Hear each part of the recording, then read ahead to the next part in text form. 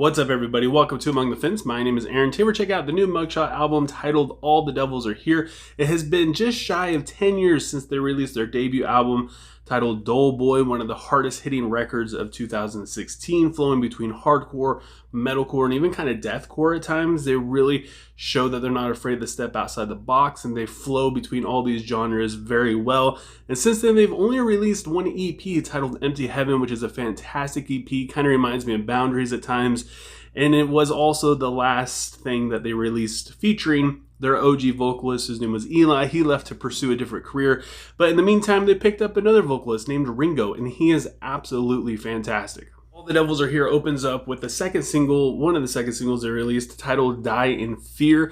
It's got one of the fattest bass lines on the entire album. The vocals are absolutely phenomenal. The back and forth between the lead and the backing vocals are insane. And the chorus is basically a breakdown resolving in a nasty riff. It's one of the best songs on this album. And it flows straight into the other single that was released with this, A For a Waking Nightmare, which is pretty close to my favorite song they've ever released. It starts off bordering on deathcore, but it becomes a little bit more hardcore as the song goes on. And I love the articulation in the riff, despite how heavy and staticky and just fuzzy this riff sounds. The articulation in it is fantastic. The chorus is indescribable. It's dissonant, it's staticky, it's bouncy. It makes your face distort in a way that you've never really experienced before.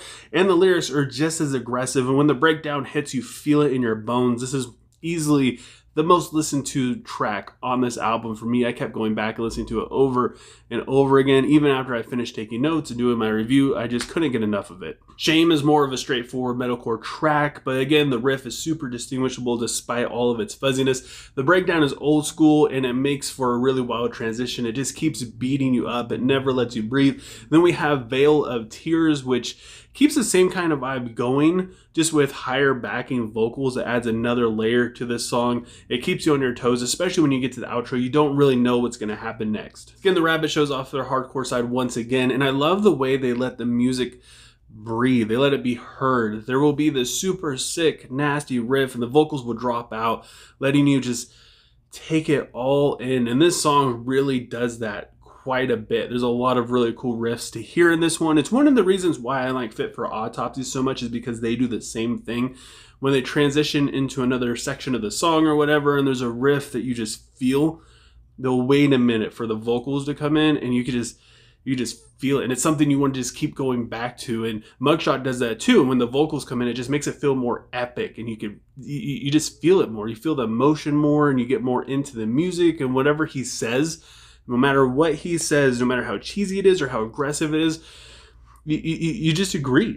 You're here for it because the riff has already just grabbed you by the collar and pulled you in. I Will Be Here Forever does this same kind of thing multiple times, and every single time it sounds so good. The dissonant in the verse is dizzying, and it gets pretty weird sounding, like a laser, but not really in a way I've ever really heard before. The aggression, I know I said this about their EP, it reminds me a lot of Boundaries. It's just in your face, and it's almost hard. It's uncomfortable at times because it's just right there for 3 minutes straight. And the outro is one of my favorite moments on this entire album. Then we have the song Flesh of My Body, which is more of like a transitional interlude kind of thing. It's about a minute long, but then it goes straight into Baptized in Concrete. It's got an ominous atmosphere with some brutal lyrics. It's one of the more impressive songs that I feel like they've ever written because it sits comfortably within the hardcore genre, and they effortlessly make you feel uncomfortable, but you just can't stop listening. It's like a car accident. No matter how terrifying and uncomfortable it makes you, you just can't look away. And that's how this song is. And then we have the song Where Your Sins Will Lie, which is kind of like a part 2 to this song. It's a little bit heavier. The bridge is very unexpected. It makes for one of the only like Eye of the Storm moments where there's kind of a chill section. It's like a radio transmission that you'll want to keep listening to just to try and figure out what it is they're saying. And I personally, I still have no idea. The title track is kind of like a throwback to the opener, mostly in the verses though. The chorus is pretty brutal and the lyrics are very hostile. It definitely feels like the title track as it embodies all of the musical sounds that we've heard on all the other songs, while at the same time the lyrics just get straight to the point.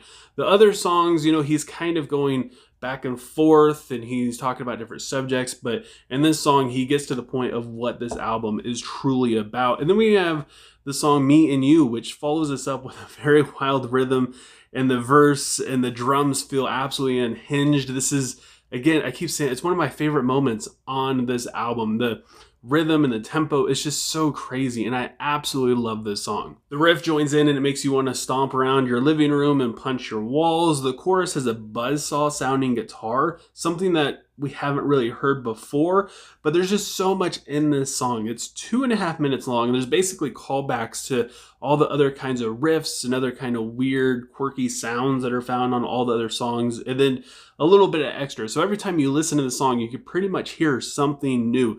And then we have the closing track, Next to Your Idols. This one finishes the record off without really going easy on you. It's very heavy, kind of slow tempos in some areas, kind of feels like it's winding down for sure. The breakdown is super heavy, and the lyrics, again, don't really hold back. They get straight to the point, just like the title track, which really makes this feel like a good conclusion to this album. I gotta say, I really enjoyed my time with this record. I even listened to it a few times after my review, which is very rare. When I got done reviewing it and I decided what it is, what I wanted to say about certain stuff, and what I wanted to actually rate it and all that, I got in my car and I found myself just throwing it on and listening to it on my way home. It's heavy. It does a good job at being unpredictable without really like being weird or incorporating things that you wouldn't necessarily expect to hear. Every song, you know what kind of sounds you're gonna hear, but you just don't really know what they're gonna throw at you next. The dissonance, to me, never gets old. The vocals are absolutely brilliant, with the backing vocals putting a smile on your face and adding just a little bit of extra flavor to it. After 10 years, I gotta say, I did not expect them to release something heavier and more enjoyable than Dull Boy. At least for me, I know a lot of people, that's like the end all be all best thing they'll ever release. But I don't know. I feel like All the Devils Are Here definitely takes it for me. So with all that said, I got to give All the Devils Are Here by Mugshot at 8.8 out of 10.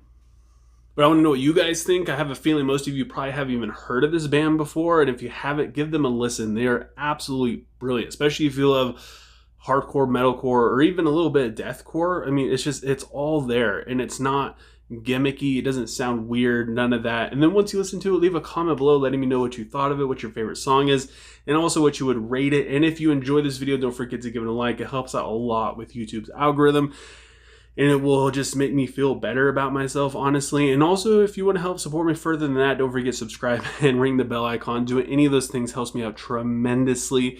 And I just thank you guys so much for taking time out of your day to listen to me sit here and talk about music. And I hope you have a good rest of your day or night whenever you happen to be watching this. And I will talk to you guys next time.